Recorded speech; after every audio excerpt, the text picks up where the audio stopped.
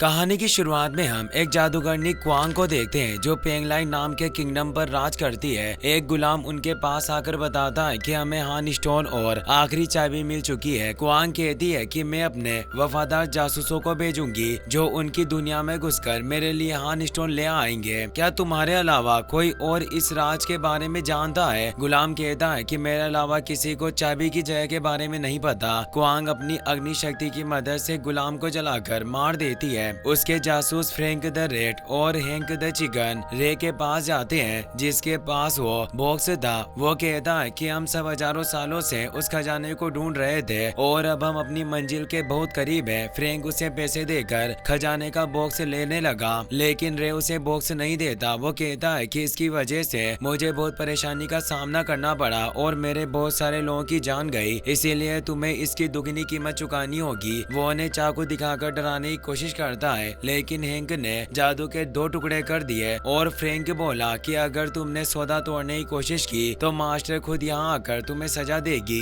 मुझे नहीं लगता कि तुम उन्हें गुस्सा दिलाना चाहोगे। रे चुपचाप वो बॉक्स उन्हें दे देता है। फ्रैंक और हैंक ने एक कार चोरी कर ली जिस वजह से पुलिस उनके पीछे पड़ जाती है। वहीं हम पेट्सी को देखते हैं। वो अपनी मॉम डोना और ग्रैंडपा चकली के साथ रहती थी। उसे ग्लोब टाउन में रहना पसंद नहीं था, इसीलिए स्कॉलरशिप की मदद से अच्छे कॉलेज में एडमिशन लेकर टाउन से निकलना चाहती थी। डोना उसे चकली की शॉप पर जाकर उनकी मदद करने के लिए कहती है। चकली कहते हैं कि आजकल शॉप पर ज्यादा लोग नहीं आते, इसीलिए मुझे मदद की जरूरत नहीं। पेट्सी अपने कॉलेज चली गई। चकली डोना से कहते हैं कि तुम्हें हर वक्त पेट्सी के साथ जबरदस्ती करने की जरूरत नहीं, तुम बिल्कुल मेरे बेटे की तरह जिद्दी हो। डोना के पति चार्ली की मौत हो चुकी थी। वो उसकी फोटो देखकर उसे याद करती है। चकली अपनी ग्रीन आई गोडेस नाम की चाइनीज एंटीक शॉप में चले गए। डोना वहां आकर कहती है कि आज मैं डबल शिफ्ट करूंगी, इसीलिए आपको पेट्सी का ध्यान रखना होगा। चकली कहते हैं कि पेट्सी वीडियो गेम से खेलने में व्यस्त रहती है, आखिर वो अपने बूढ़े ग्रैंडपा के पास क्यों आएगी। वो कहती है कि आखिर आप दोनों को हुआ क्या है, आप हर वक्त बहस क्यों करते रहते हो। पेट्सी सिर्फ खुद को समझने की कोशिश कर रही थी, आपको उसे कुछ वक्त देना होगा। चकली कहते हैं कि उसे सिर्फ मेरी शॉप पर आकर काम करने की जरूरत है, जैसे मैं अपने बेटे के साथ करता था और चार्ली मरने से पहले मेरे साथ रहता था। तुम इस बात को नहीं समझ सकती, पर फिर भी मैं पेट्सी का ख्याल रखूंगा। फ्रैंक और हैंक पुलिस से बचते हुए ग्लोब टाउन में आ गए। फ्रैंक एक जादुई मंत्री की मदद से अपनी कार बदल देता है जिस वजह से पुलिस को उनके बारे में पता नहीं चलता। फ्रैंक और हैंक वहाँ से निकल गए पर कॉलेज के सामने आकर उनकी कार बंद हो जाती है। पेट्सी अपने दोस्त विरल और मेडी के साथ कॉलेज में घूम रही थी पर विरल गलती से फारकस की ड्रिंक गिरा देती है जिससे गुस्सा होकर फारकस उसे मारने लगी, लेकिन पेट्सी ने उसे रोक दिया। वो कहती है कि मैं जानती हूँ कि तुम्हें कॉलेज से निकाला जा रहा है, अगर तुमने विरल को माफ नहीं किया तो मैं सबको इसके बारे में बता दूंगी। फारकस इस बार विरल को छोड़ देती है। मेडी का भाई होपर उसे लेने के लिए कॉलेज में आता है मगर वो गलती से फ्रैंक से जा टकराया। गुस्से में आकर फ्रैंक उसे डराने लगता है पर वहाँ एक पुलिस ऑफिसर आ गया जिससे डरकर फ्रैंक हैंक के साथ वहाँ से चला गया, लेकिन ऊपर से टकराते हुए उसके हाथ से खजाने का बॉक्स नीचे गिर गया था और पेट्सी को बॉक्स मिल जाता है। वो विरल के साथ अपने घर जाती है। उसे पता चलता है कि उसका कॉलेज एडमिशन रद्द हो गया। पेट्सी को इससे बहुत बुरा लगता है और वो अपने कमरे में जाकर बैठ गई। डोना को काम पर जाना था इसलिए वो विरल को पेट्सी का ध्यान रखने के लिए कहकर वहाँ से चली जाती है। विरल पेट्सी को समझाकर उसके साथ वीडियो गेम खेलने लगी पर लाइट से चली जाती है और अचानक खजाने के बॉक्स के अंदर से रोशनी निकलने लगी। पेट्सी बॉक्स को खोलती है, उसके अंदर दूसरा बॉक्स था और उसे नहीं खोल पाती। उस पर कुछ निशान बने थे। पेट्सी बॉक्स पर लिपस्टिक लगाकर उन निशानों को एक पेपर पर लगाती है जिससे चाइनीज भाषा में एक सीक्रेट मैसेज लिखकर आता है, मगर पेट्सी और विरल को चाइनीज नहीं आती थी, सिर्फ उसके ग्रैंडपा चाइनीज जानते थे, इसीलिए दोनों उसके पास चली गई। फ्रैंक और हैंक को पता चल जाता है खजाने का बॉक्स गायब है और उन्हें होपर पर शक होता है। वो उसे पकड़कर पीटने लगे और उससे बॉक्स के बारे में पूछते हैं मगर होपर को किसी बॉक्स के बारे में पता नहीं होता। फ्रैंक कहता है कि अगर तुमने वो बॉक्स ढूंढने में हमारी मदद नहीं की तो हम तुम्हारी बहन को परेशान करना नहीं छोड़ेंगे। होपर के पास कोई रास्ता नहीं था इसलिए वो बॉक्स ढूंढने में उनकी मदद करने लगा। पेट्सी वो बॉक्स और सीक्रेट मैसेज चकली को दिखाती है। ग्रैंडपा उस मैसेज को पढ़कर बताते हैं कि ये एक पहेली है और ये बॉक्स एक प्राचीन अंश है। मेरे पास एक किताब है जिसमें इसके बारे में लिखा है। वो किताब ढूंढने के लिए चले गए। तभी शॉप पर होपर का फोन आता है। फोन पे फ्रैंक पेर्सी से कहता है कि अगर तुम वो बॉक्स लेकर मेरे पास नहीं आई तो मैं तुम्हारे दोस्त को खत्म कर दूंगा। पेर्सी और मेडी से काफी घबरा गई। वो तुरंत बॉक्स लेकर उनके पास चले गए। फ्रैंक और हैंक होपर के साथ कब्रिस्तान में थे। हैंक कुत्ते की पोटी से एक टॉम स्टोन पर चाइनीज में कुछ लिखता है। पेर्सी फ्रैंक को बॉक्स दे देती है और वो होपर को छोड़ देता है। पेर्सी और उसके दोस्त वहाँ से जाने लगे, लेकिन तभी चकली वहाँ आकर फ्रैंक और हैंक पर हमला कर देते हैं। मेडी फ्रैंक को पत्थर से मारकर जमीन पर गिरा देती है। चकली पेर्सी और उसके दोस्तों के साथ मिलकर हैंक से बॉक्स छीनने लगते हैं। अचानक टॉम स्टोन में एक पोर्टल खुलता है। बॉक्स छुड़ाने के चक्कर में पेर्सी और उसके दोस्त पोर्टल के अंदर जा गिरे। बॉक्स चकली के साथ पोर्टल में चला जाता है, जिससे हैंक बहुत ही ज्यादा घबरा गया क्योंकि उसे डर था कि अब वांग उसे नहीं छोड़ेगी। गुस्से में आकर वो फ्रैंक से बहस करने लगता है। एक गार्ड वहां आकर उन दोनों को कब्रिस्तान से बाहर भगा देती है। मेडी अपने दोस्तों को पोर्टल के अंदर जाता देख एकदम हैरान थी। उसे समझ नहीं आता कि आखिर ये सब हुआ क्या है। उस पोर्टल की मदद से पेर्सी और उसके दोस्त दूसरी दुनिया में पहुंच गए। शुरुआत में उन्हें पता नहीं चलता कि वो दूसरी दुनिया में है। वो टॉम स्टोन के अंदर पोर्टल ढूंढने की कोशिश करते हैं पर उन्हें कुछ नहीं मिलता।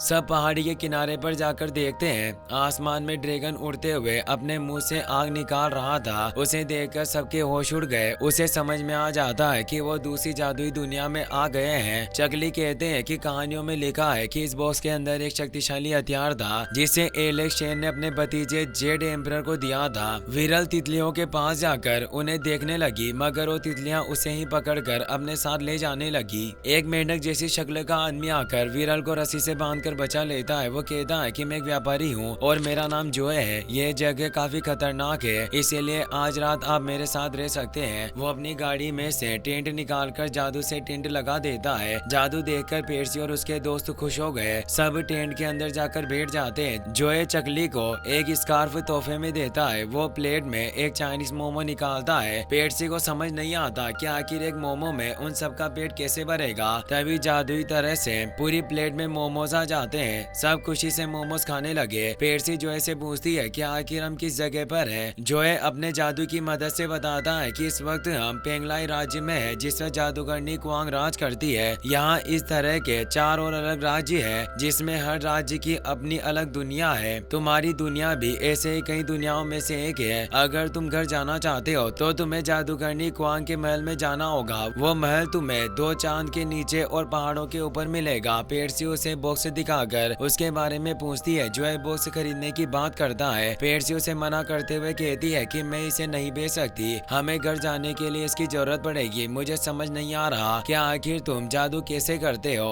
जोए उसे पेन और पेपर देकर कहता है कि जादू बहुत ही ज्यादा आसान है। अगर तुम अपने दिल से सोचकर कुछ करोगी तो जादू जरूर काम करेगा। पेर्सी एक बिल्ली की ड्राइंग बनाती है, जिससे टेंट पर बिल्ली की ड्राइंग जिंदा हो जाती है। खाना खाने के बाद सब शांति से सो गए। आधी रात में जोए पेर्सी से बॉक्स चुराने की कोशिश करता है, मगर बॉक्स को छूते ही उसके हाथ जल गए। वो समझ जाता है कि इस तरह वो बॉक्स चोरी नहीं कर सकता, इसीलिए वो क्वांग के पास जाकर उसे बॉक्स के बारे में बता देता है। क्वांग कहती है कि मैं पिछले हजारों सालों से यहाँ कैद हूँ, जबकि मुझे 5 राज्यों पर कब्जा करना है। अगर तुम वो बॉक्स मेरे पास ले आए तो मैं तुम्हें बहुत सारा खजाना दूंगी। वो उसे सोने से भरा हुआ ड्रम दिखाती है। जो इससे बहुत ही ज्यादा खुश था। दूसरी तरफ फ्रैंक और हैंक को पोर्टल खोलने के लिए काले कुत्ते की पोटी की जरूरत थी, इसीलिए वो अलग अलग जगह जाकर पोटी ढूंढने लगे, पर उन्हें पोटी नहीं मिलता। एक आदमी उन्हें चकली की चाइनीज शॉप में भेज देता है। वहाँ मेडी चाइनीज किताब पढ़कर अपने दोस्तों को वापस लाने का रास्ता ढूंढ रही थी, मगर फ्रैंक और हैंक को देखकर वो छिप गई। हैंक को वहाँ केट पी मिलता है और फ्रैंक को कुत्ते की पोटी मिल जाती है। दोनों केट पी पीते हुए एक चाइनीज गेम खेलने लगे। तभी डोना वहाँ आकर मेडी को पुकारती है। जब मेडी बाहर आती है, उसे देखकर फ्रैंक और हैंक बहुत ही ज्यादा डर गए, क्योंकि उसने मास्क पहना हुआ था जो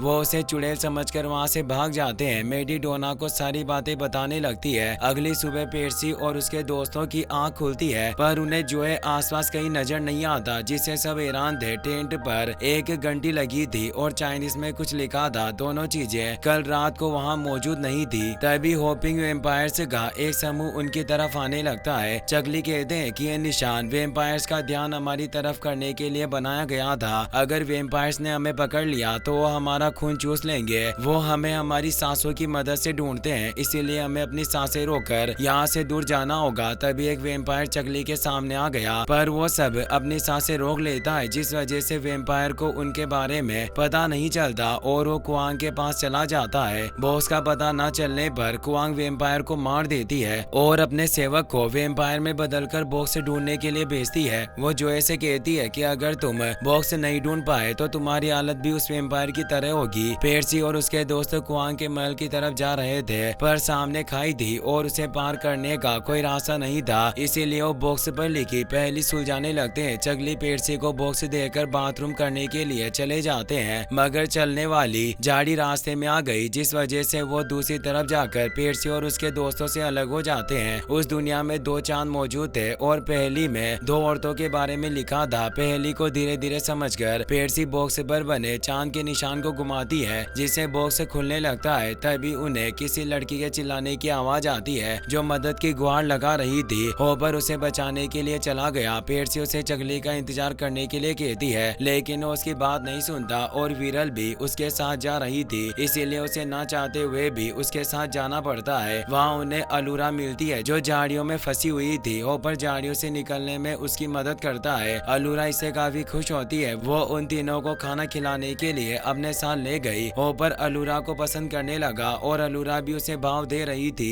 पेर्सी को इससे काफी बुरा लगता है, क्योंकि वो होपर को पसंद करती थी, मगर वो इन सब चीजों को भूलकर विरल के साथ पहेली सुलझाकर बॉक्स खोल देती है। उसके अंदर हान स्टोन था। पेर्सी हान स्टोन की मदद से अलूरा को देखकर काफी घबरा गई। वो विरल को हान स्टोन देकर उसे देखने के लिए कहती है, पर उसे कुछ अजीब दिखाई नहीं देता। पेर्सी उसे बताती है कि अलूरा का असली रूप नहीं है, वो एक बदसूरत चुड़ैल है और उसने इस जगह को जादू की मदद से खूबसूरत बनाया है, जबकि ये जगह भी ऐसी नहीं है। होपर की जान खतरे में है, हमें उसे बचाना होगा। वो हान स्टोन की मदद से अलूरा को देखने लगे। उसे पता चलता है कि अलूरा ने जादुई नेकलेस की मदद से अपना असली रूप छिपाया है। विरल अलूरा का ध्यान अपनी तरफ करती है और पेर्सी उसका नेकलेस उतार देती है, जिस वजह से अलूरा अपने चुड़ैल वाले रूप में आ गई। उसे देखकर होपर बहुत ही ज्यादा डर जाता है। अलूरा चाकू से उस पर हमला करने लगती है, लेकिन विरल उसके सिर पर डंडा मारकर उसे बेहोश कर देती है। तीनों मिलकर उसे एक बर्तन में बंद कर देते हैं। पेर्सी हान स्टोन की मदद से खाई को देखने लगी। उसे खाई के ऊपर एक लकड़ी का पुल दिखाई देता है, जो अदृश्य था। वो होपर और विरल का हाथ पकड़कर उन्हें दूसरी तरफ ले जाती है। चकली जंगल में घूमते हुए बुद्धा की मूर्ति के पास पहुंचते हैं। वहां उनकी मुलाकात बुद्धिमान टोर्टोइस ईएओ से होती है। वो उन्हें इस दुनिया में आने की सारी बातें बताते हैं। अचानक हवाएं चलने लगती है, जिससे चकली का स्कार्फ उड़ गया। चकली को इससे काफी गुस्सा आता है। एओ पूछते हैं कि आखिर स्कार्फ के उड़ने में किसकी गलती है, इसे बनाने वाले की, इसे पहनने वाले की, या उसकी जिसने तुम्हें ये स्कार्फ दिया। कहीं ऐसा तो नहीं कि स्कार्फ के उड़ने में हवाओं की गलती है। चकली कहते हैं कि मुझे समझ नहीं आ रहा कि आप किस बारे में बात कर रहे हो। एओ कहता है कि सोचो, तुम्हारा गुस्सा एक आलू की तरह है। अगर तुम हर चीज को लेकर गुस्सा करोगे तो इसका मतलब है कि तुम हर वक्त एक नए आलू का बोझ उठाओगे। अचानक चकली के हाथ में बहुत सारे आलू आ जाते हैं। एओ कहते हैं कि तुम हर जगह इन आलूओं को लेकर नहीं जा सकते। तुम्हें समझना होगा कि हर वक्त गुस्सा करके तुम खुश नहीं रह पाओगे। अगर तुम खुश रहना चाहते हो तो तुम्हें अपना गुस्सा त्यागना होगा। चकली उन आलूओं को जमीन पर गिरा देते हैं, जिससे उन्हें काफी अच्छा लगता है। एओ चकली की छड़ी में जादू करके वहाँ से गायब हो गए। जादुई छड़ी चकली को खाई के पास ले जाती है। चकली बहुत ही ज्यादा डर रहे थे। उन्हें समझ नहीं आता कि आखिर वो बिना पुल के खाई पार कैसे करेंगे, मगर जादुई छड़ी जबरदस्ती उन्हें अदृश्य पुल से खाई पार करवा देती है। पेर्सी और उसके दोस्तों को स्कार्फ मिलता है। वो आवाज लगाकर चकली को बुलाने लगते हैं। उनकी आवाज सुनकर चकली वहां जाते हैं, लेकिन उससे पहले जोए और वेम्पायर वहां चुके थे। वेम्पायर होपर को पकड़कर उल्टा लटका देता है। पेर्सी के पास कोई रास्ता नहीं था। वो चकली के कहने पर जोए को बॉक्स दे देती है, पर उसके अंदर हान स्टोन नहीं था। वेम्पायर होपर को छोड़ देता है, लेकिन विरल पेर्सी से हान स्टोन के बारे में बात करने लगी और जोए उनकी बातें सुनकर पेर्सी से हान स्टोन ले लेता है और पेर्सी और उसके दोस्तों को एक गड्ढे में गिरा देता है। वो कहता है कि हान स्टोन एयरले की आंख है, इसकी मदद से लॉर्ड कुआंग को कीपर की शक्तियां मिल जाएगी और वो 5 राज्यों को अपने कब्जे में कर लेगी। हान स्टोन की मदद से तुम अपने घर जा सकते थे, पर तुम बेवकूफों को